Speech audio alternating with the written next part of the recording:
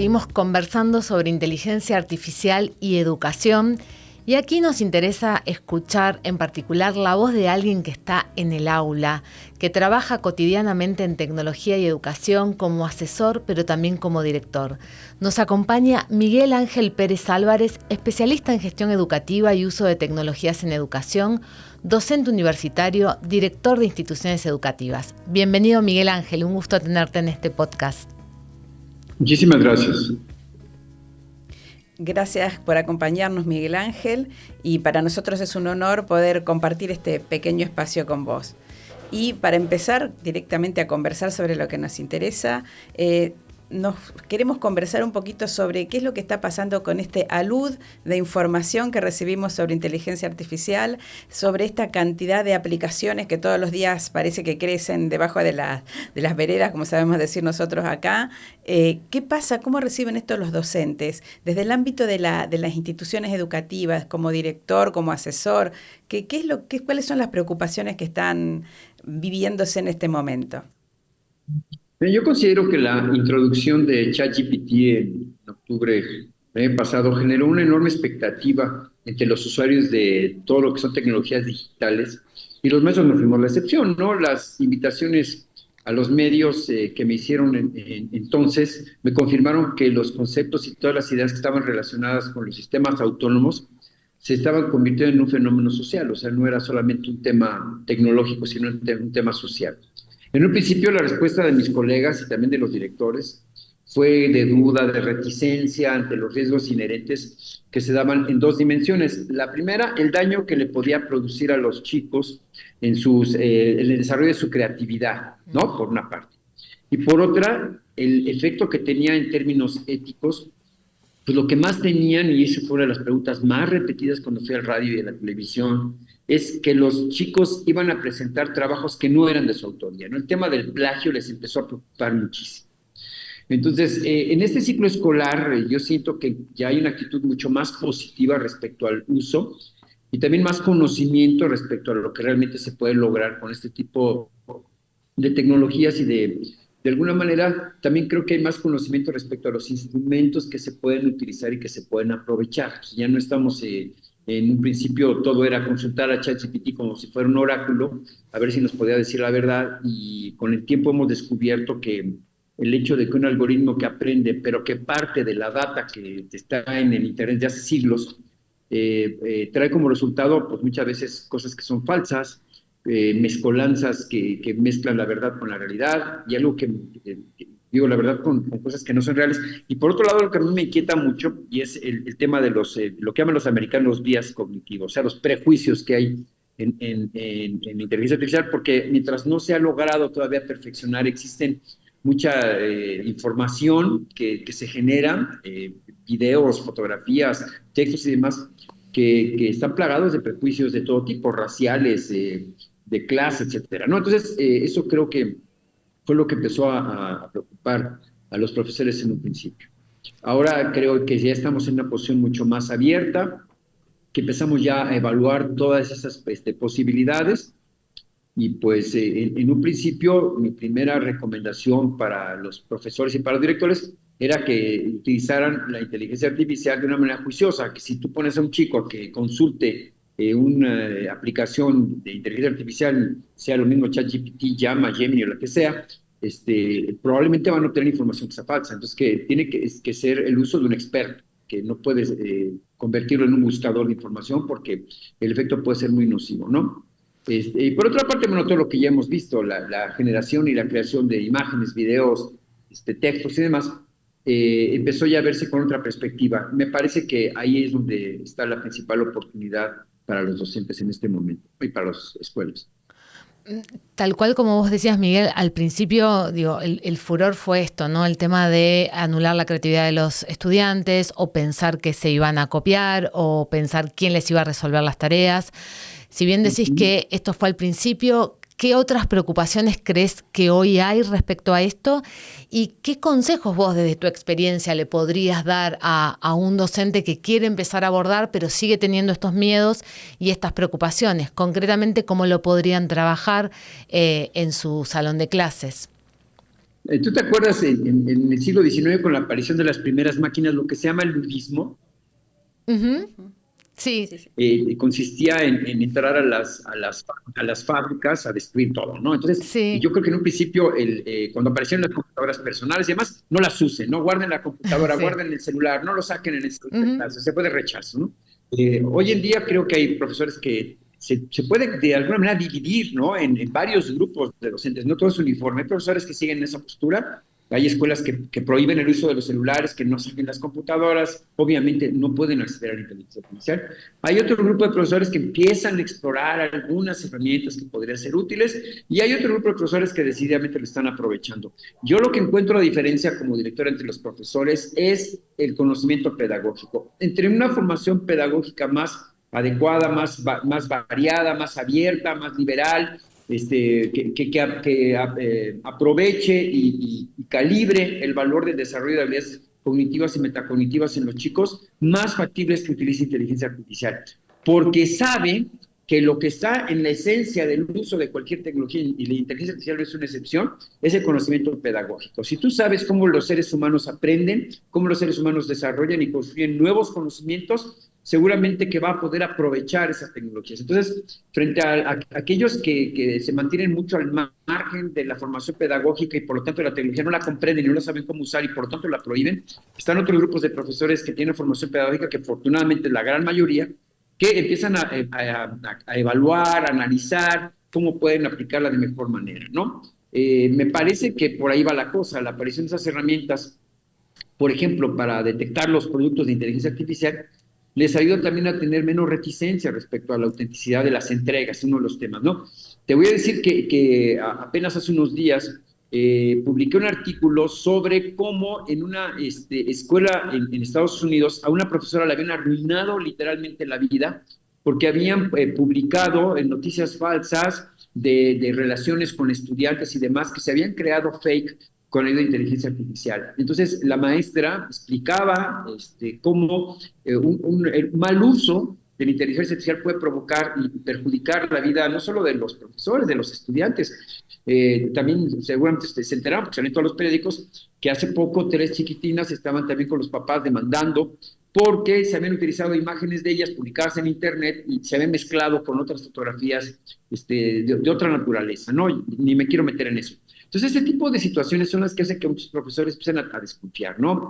Creo que, así como me parece que el tema pedagógico es esencial para la aplicación de tecnologías, en especial la inteligencia artificial, el tema ético y la formación ética, que se desprecia todavía en algunas escuelas, se piensa que la ética es como algo que pertenece a las escuelas religiosas, yo qué sé, tiene que ver con la reflexión de los chicos respecto a la responsabilidad del uso de herramientas tecnológicas. Y así como se hacía bullying con el Internet desde hace ya muchos años, y eso había provocado todo un problema de orden no solo ético, sino también legal y psicológico, el uso de la inteligencia artificial está acarreando nuevos fenómenos de esa naturaleza y eso implica que los profesores también tengan una formación no solo en términos pedagógicos, sino también en términos éticos, ¿no?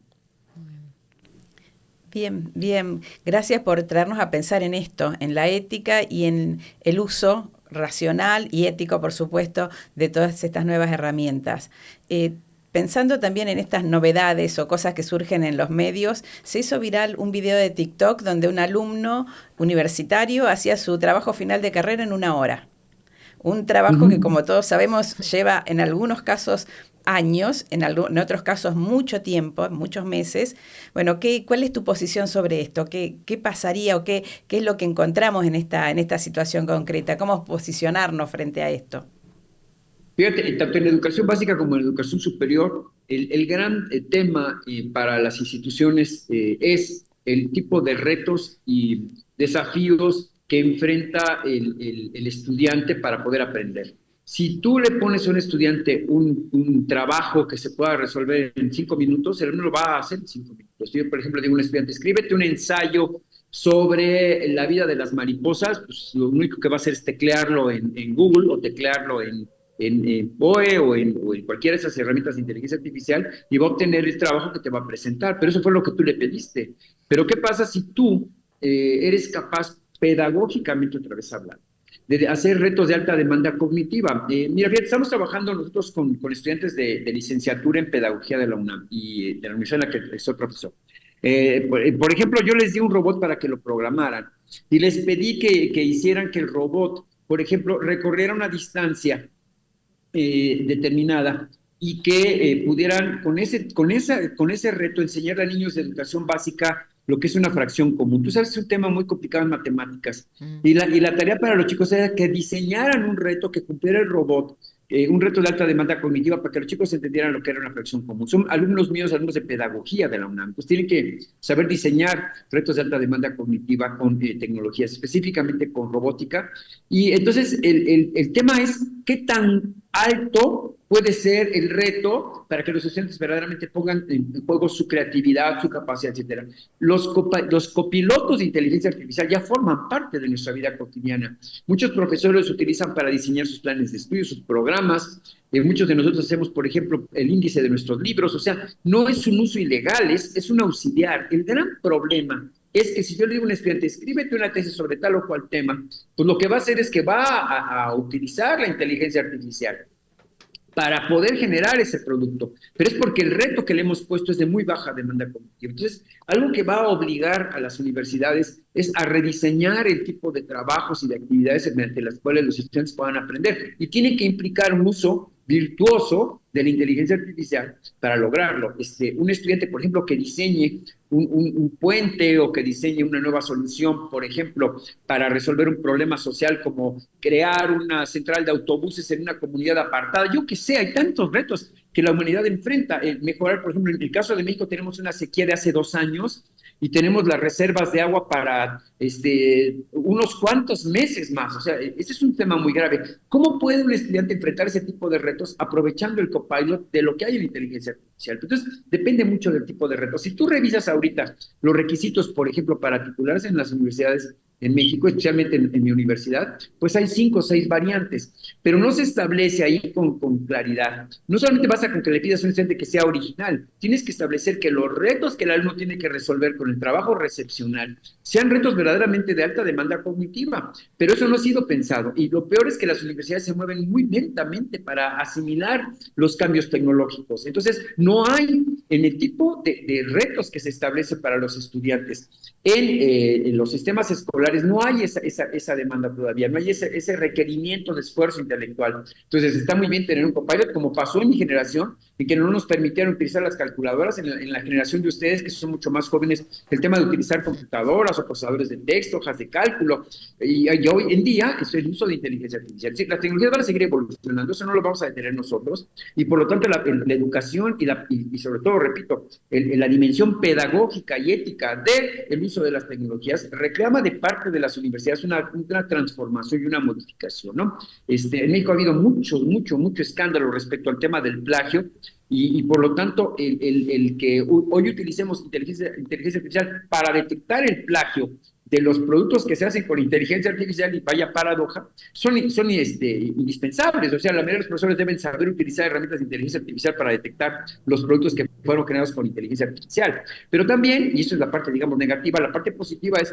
cómo rediseñar el tipo de productos y de retos de mis estudiantes. Yo dirijo tesis y he dirigido más de 67 tesis. Entonces, ¿qué es lo que hago? Me siento con mis alumnos y cuando me plantean cuál es el tema que van a investigar, tengo que irlos orientando para que se planteen verdaderos problemas que son complejos, ¿no? Que se planteen cosas como, voy a escribir una tesis sobre las ideas de Vygotsky. Pues eso en realidad es una monografía, no es un trabajo que exija un esfuerzo intelectual de parte de los estudiantes, más allá de ir a la biblioteca a buscar libros, que era lo que hacían en mi generación, y que hoy en día lo puedes resolver buscando información que muchas veces, como ya dije, es falsa o está mezclada para escribir un trabajo recepcional. Entonces, tenemos que ir más allá y tenemos que plantear retos que obliguen al estudiante a aprovechar la inteligencia artificial para diseñar cosas que sean inéditas y que resuelvan problemas que también son inéditos.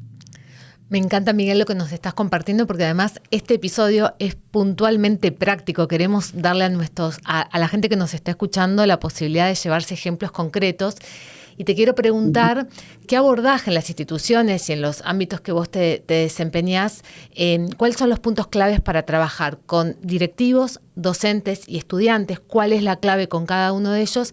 Y si para vos hay diferencias, supongo que sí, en el ámbito de los distintos niveles educativos. ¿Cuáles son ahí las estrategias diferenciadas en cada uno de esos niveles?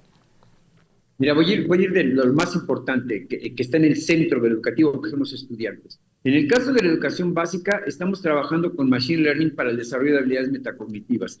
Le doy a los chicos aplicaciones que los obligan a entrenar modelos de lenguaje para que descubran la relación que hay entre las bases masivas de datos, los algoritmos que aprenden y los productos de la inteligencia artificial. Cuando los chicos son capaces de entender esos tres elementos esenciales de la inteligencia artificial, realmente la pueden aprovechar. Entonces, los chicos hacen cosas tan sencillas como, por ejemplo, entrenar un modelo de lenguaje para que le hablen a la computadora en castellano, lo traduzca al mandarín, lo escriba en mandarín y lo diga en mandarín. Parece algo muy complejo para nosotros, pero para un niño de sexto grado de primaria, es decir, educación básica, lo pueden programar en alrededor de 20 minutos, media hora. Entonces, el tema es que les damos a los estudiantes elementos para que, en realidad, no tanto para que usen inteligencia artificial, sino para que generen modelos de lenguaje, para que entrenen modelos de lenguaje. También estamos aprovechando ese tipo de herramientas de Machine Learning para que los estudiantes, por ejemplo, aprendan idiomas. Utilizamos para que entrenen a los modelos a hablantes nativos que graban los audios, y los estudiantes con esos audios y con esa data que tenemos de la lengua extranjera, entrenan a los modelos para que los estudiantes pues practiquen con sus propios modelos para ver si están pronunciando bien en inglés, en francés, etcétera, ¿no? También estamos utilizando otras cosas, por ejemplo, identificación de posturas, el movimiento del rostro para manejar robots. Son aplicaciones muy básicas de inteligencia artificial, quizás para un profesional, pero para un niño de primaria son muy, muy importantes. Estamos utilizando lo mismo, entrenamiento de modelos de lenguaje con robótica. Los chicos empiezan ya a manejar, a entrenar el modelo para que con el rostro humano puedan manejar robots, por ejemplo. Ya son modelos mucho más sofisticados. Hace poco hicimos una misión a Marte, simulamos durante 32 semanas todo el proceso, entrenaron un robot para que mandara data a través de Bluetooth con sensores de gases y sensores de temperatura, etcétera. Básicamente son retos de alta demanda cognitiva que un chavito de preparatoria puede desarrollar a lo largo de la semana, ¿no? En el caso de los profesores, el gran tema es que comprendan la parte pedagógica, es la parte más compleja, porque ellos creen que primero tienen que aprender tecnología para poderlo utilizar, y ese es un error muy común, porque no es el profesor el que va a utilizar, es el estudiante. Cuando les explicamos a los profesores cuál es el potencial de la herramienta y les decimos que lo que tienen que hacer es repensar la parte de los retos pedagógicos, ahí se atoran. Es decir, la formación pedagógica de los profesores, por lo menos y no creo que sea exclusivo de América Latina, porque yo lo he visto también en los Estados Unidos, específicamente en Boston, la limitante de los profesores es pensar pedagógicamente la tecnología. La piensan como algo que es como una herramienta, como un útil, y no la piensan como un espacio en el que tenemos que aprender. O sea, es así como está el aula, o como está el laboratorio, o como está el bosque, o como está el parque, está la tecnología. Es algo en lo que se aprende, no para lo que se aprende. Ni con lo que se aprende, porque sean esos conceptos de herramientas, etcétera, lo que limitan que los profesores los puedan utilizar en el aula, porque no ven la parte pedagógica, sino ven la parte técnica. Entonces, me parece que la formación pedagógica con el uso de la tecnología, para que se aprenda en la tecnología, y con la tecnología es lo más complejo, ¿no? De los directores he encontrado una actitud como, sí, eso de la inteligencia está muy bien, enséñelo usted, ¿no? Entrénelo usted. Cuando ya a mis colegas les explico la relevancia de lo pedagógico, específicamente el desarrollo de las habilidades metacognitivas, y aquí déjame hacer un paréntesis porque se me hace muy importante subrayar la parte metacognitiva, y en todos los programas de radio y televisión me preguntan lo mismo, ¿qué es eso de la metacognición? Es algo tan importante como que el estudiante desarrolle su capacidad para autorregular sus propios procesos de aprendizaje, para que sea capaz de corregir sus propios problemas, para que no dependa del profesor para poder aprender. Esa parte, la parte metacognitiva, está a la base de cualquier disciplina, no solo es un tema pedagógico, es un tema que está a la base de aprender matemáticas, lengua, aprender ciencias. O sea, si las personas no desarrollan esas habilidades, no se puede lograr. Yo estoy utilizando el coding, la robótica y la inteligencia artificial en un contexto más bien de aula maker, de STEM, etcétera, ¿no? Ahí es donde creo que tenemos más posibilidades de aprovechar las tecnologías, y específicamente la inteligencia artificial. Entonces, el tema es que aquí los directores del colegio en el que estoy trabajando como asesor en este momento crearon un aula maker, consiguieron más de 25 robots, tenemos 130 arduinos, tenemos un montón de equipo, materiales, pinzas, soldadura, etcétera, etcétera. Y cuando nosotros les pedimos a los alumnos que resuelvan un reto, no les decimos que vamos a hablar de inteligencia artificial. Le decimos que tienen que lograr un robot que haga ciertas tareas y les vamos dando herramientas conforme nos las van pidiendo para que ellos vayan también desarrollando estrategias para poder planear, organizar, discutir, hacer prototipos, probarlos, evaluarlos, rediseñarlos, etcétera, etcétera. Entonces, me parece que todo tiene que ver con el ambiente pedagógico y cuando los directores ven ese enfoque, lo apoyan y lo estimulan. Este colegio forma parte de una cadena que ya tiene más de 5 o 6 colegios y este enfoque se está replicando en los 6 colegios. Entonces, me parece que es importante, en el caso de los directivos, entender cómo se aprende en un entorno que está mediado por tecnología, específicamente la parte, repito, de Aula Maker y de STEM. Bien, gracias. Y con esto estamos muy relacionados con la última pregunta que te queríamos hacer, que justamente va dirigida a estos directores. Ustedes o vos como asesor estás dando una cierta orientación, acompañando las decisiones de los directores. ¿Qué pasa con aquellos directores que no tienen un asesor que los está orientando? ¿Qué les podrías decir vos? ¿Qué podrías recomendar que busquen, que analicen, que estudien para poder abordar estos desafíos? Me parece que está en 2 dimensiones. Bueno, antes de darte las 2 dimensiones que considero pertinentes, te voy a decir mi experiencia con algunas escuelas. A lo largo de estos 43 años, como docente y 35 como directivo, pasé por al menos unas 8 o 10 diferentes escuelas y cadenas de escuelas. Fui director, de hecho, de una cadena de escuelas aquí en México, que es muy grande, que tiene más de 50 y tantas escuelas en diferentes países de América Latina, y fui director académico de esa cadena. Descubrí algo que para mí es muy relevante. Los directores que no estaban involucrados en la parte pedagógica, sobre todo son personas cuya formación no es educativa, se han formado en el área educativa, sino que vienen de otros campos, les cuesta mucho trabajo entender que la parte pedagógica es la parte esencial. Entonces, eso les impide calibrar dónde está la relevancia del uso de herramientas tecnológicas en la educación. De hecho, no solo de las herramientas tecnológicas, en general de todo, ¿no? La relevancia del desarrollo integral de los chicos, el hecho de que puedan tener espacios adecuados, sobre eso me cuesta mucho trabajo pensarlo. Entonces, creo yo que las 2 dimensiones de las que quería hablar son, uno, la dimensión pedagógica. Si no hay una concepción del aprendizaje, la parte más epistemológica de cómo construimos conocimientos, etcétera, va a ser imposible que puedan entender el fenómeno tecnológico. Y la otra parte es la parte técnica, ¿no? Hay un desconocimiento brutal. Tú pregúntales a los directores de las escuelas cuántos de ellos saben, por ejemplo, qué es el modelo de lenguaje Q-Star y cómo están aprendiendo ahora los robots, etcétera, sin necesidad de aprendizaje supervisado, sin data, etcétera, no tienen ni idea. Entonces, me parece que tienen que estar actualizados en respecto a los avances tecnológicos, porque al final de cuentas, la educación toca el futuro. Y si tú no comprendes el futuro y no puedes ver el futuro, si no te estás enterado de lo que está pasando en el mundo de la tecnología, difícilmente vas a poderla aprovechar en la educación. Miguel, un placer tenerte con nosotros. Gracias por tu generosidad, por toda esta información que nos has aportado.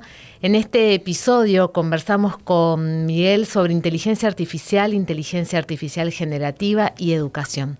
Un tema que avanza de manera exponencial día a día.